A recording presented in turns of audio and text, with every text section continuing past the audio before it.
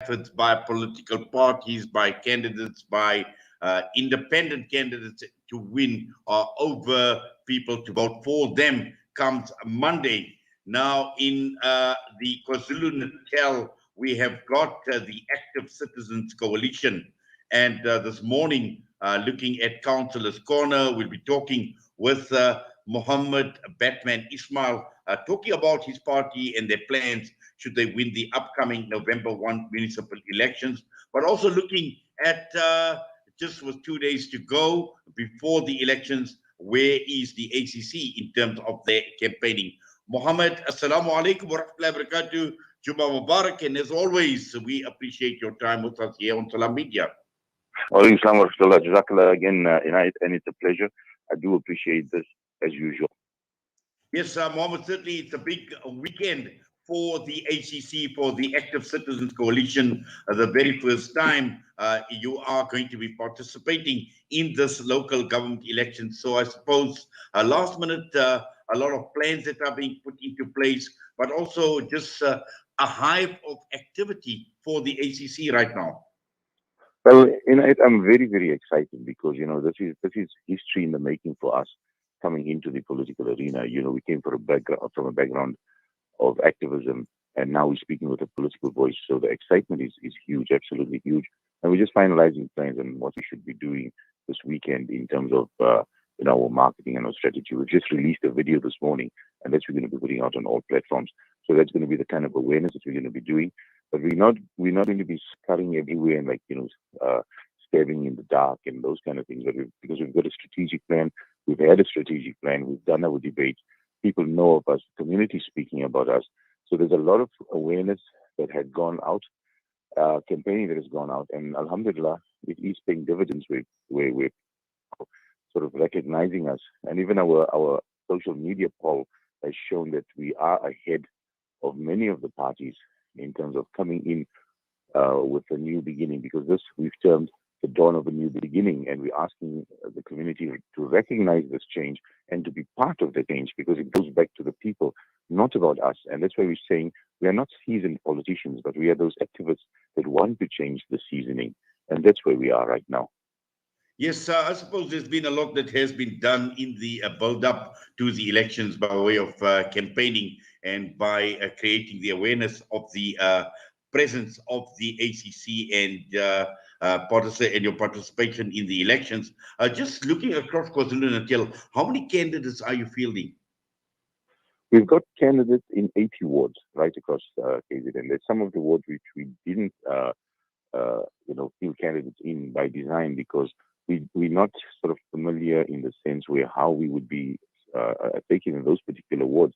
Like, for example, Amlazi, Kwamashu, those areas are a little bit more politically volatile, where we have sort of excluded that, not because we wanted to, but the political arena does not allow us that at this stage. But as we move forward and as we learn the sort of feeling of the people in different areas, we could do that. But not to say there's no overlapping in the wards. So we've got 80 wards with candidates. There's maybe 2 or 3 wards where there's a duplication of candidates because there's an overlap of wards, and this is where we're contesting. And we would hope to gain inroads in as many communities as possible. Whether we win the wards or not, it's not going to be a problem. But the fact that we have a footprint somewhere along the line where people are now recognizing there is a party that is making a difference, that is going to be making a difference, and talking the language of the people and going back to grassroots.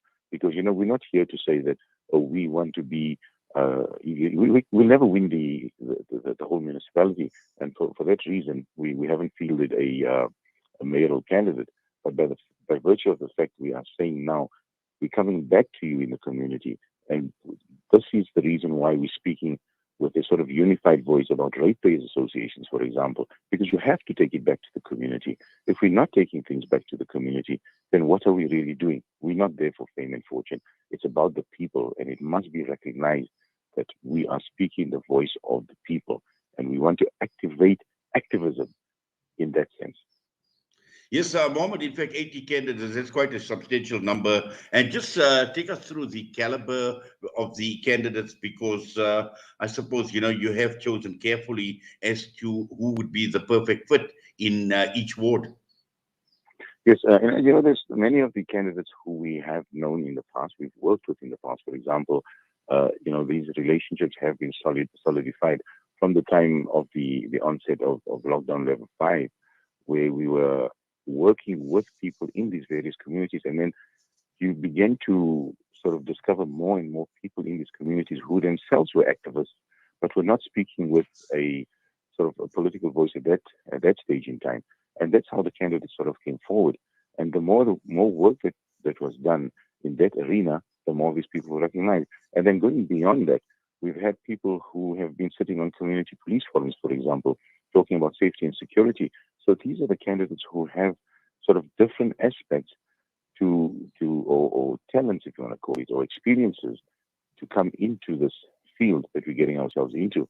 And of course, there's newcomers who would have been working in that field, but need to be sort of bolstered moving forward. So we're putting them in the front to say, yes, listen, you guys go. We've been playing the field. We've been here. We've been there. We will mentor you and shape you and develop your skills as we go along.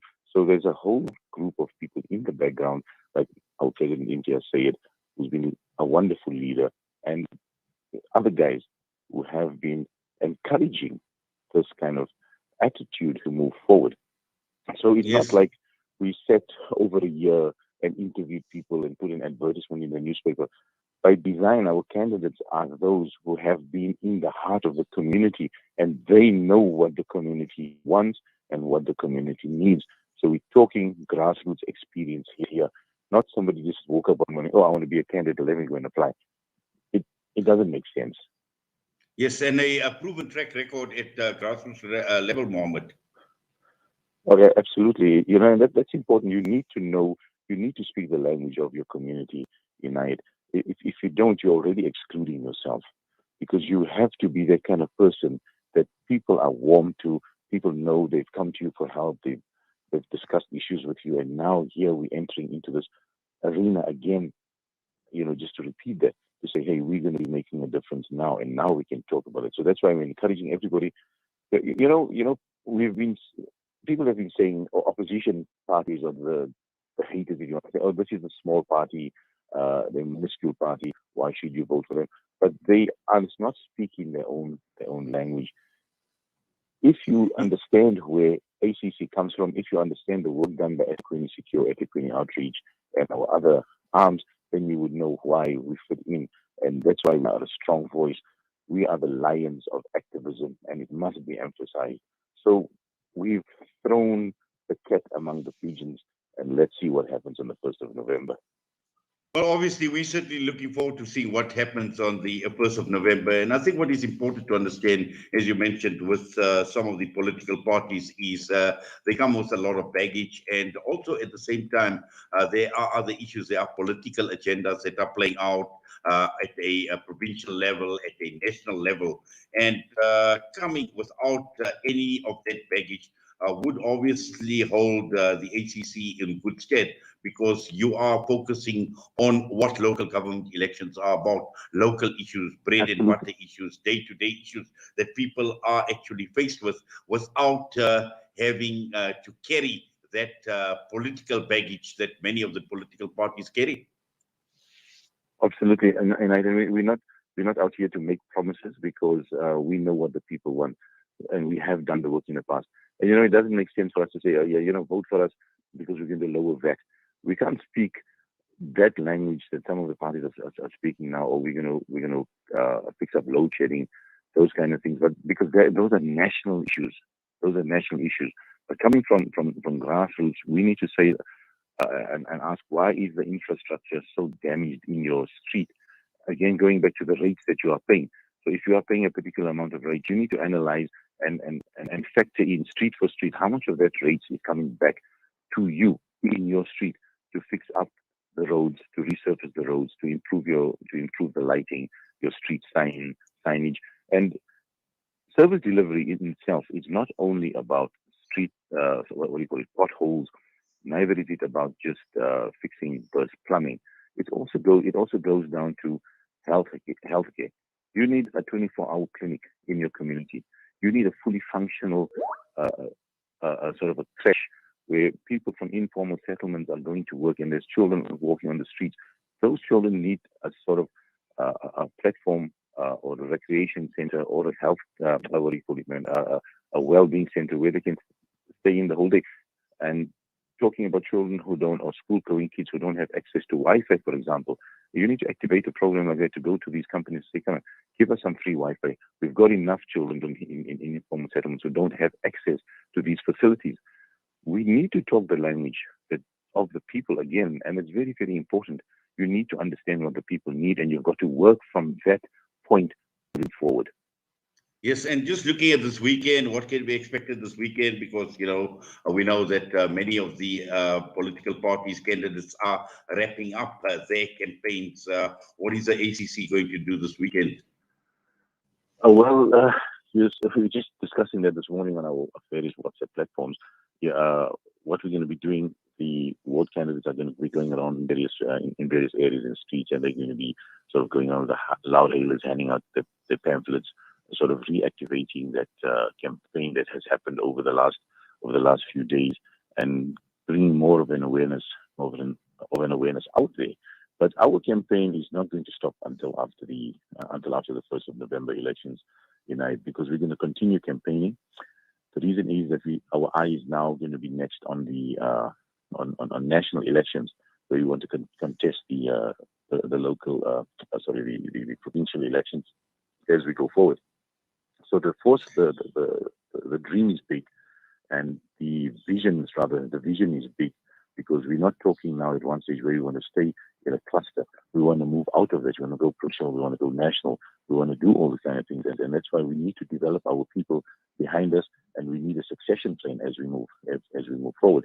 So it's going to be a sort of a multifactorial thing, and the wheels of campaigning and the wheels of doing the work in the community is going to continue to turn, and those engines are going to work to capacity as best as we can keep it going. Well, Mohammed, I wish you well. I wish everybody at the Active Citizens Coalition, the ACC, well. And inshallah, we trust and hope that whatever you've set out to achieve, whatever everybody else has set out to achieve, Allah make it easy. Allah makes it possible, inshallah. I mean, I would have said vote for us, but you're not in KwaZulu-Natal, Yes, unfortunately, I'm not, but who knows? I may have been a candidate if I was in KZN. But Jazakallah khairan so much for that, Mohammed. And as I said, wishing all of you well, inshallah. Allah make it easy, and Allah grant you all the success. Jazakallah for your time with us this morning. Ameen, Ya Rabbal Alamin.